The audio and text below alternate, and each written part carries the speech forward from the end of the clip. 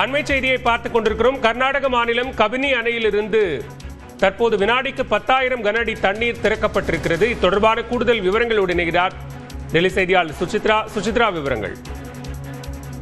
கர்நாடக மாநிலத்தினுடைய கபினி அணையிலிருந்து தற்பொழுது 10,000 கன அடி வீதம் நீர் திறக்கப்பட்டுள்ளது குறிப்பிடத்தக்கது. மிக முக்கியமாக அந்த பகுதிகள் பெய்து வந்த மழையின் காரணமாக நீர் வரத்து கபினி அணைக்கு அதிகரித்ததன் காரணமாக இந்த ஒரு முடிவு என்பது எடுக்கப்பட்டுள்ளதாக கர்நாடகாவினுடைய நீர்வளத்துறை அதிகாரிகள் தெரிவித்திருக்கிறார்கள்.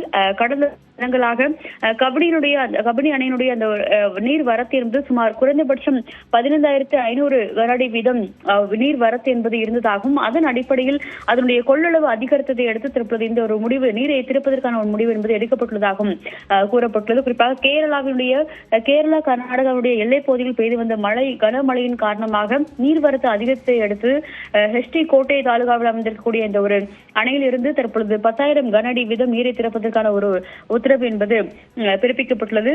குறிப்பாக அதனுடைய நீர் அளவு என்பது தற்பொழுது 2,280 அடியாக உயர்ந்துள்ளதாகவும் அதிகபட்ச அளவை எட்டியதன் காரணமாக நீரை திறப்பதற்கான ஒரு முடிவு எடுக்கப்பட்டுள்ளதாக கர்நாடக மாநிலத்துடைய நீர்வளத்துறை அதிகாரிகள் தெரிவித்திருக்கிறார்கள்.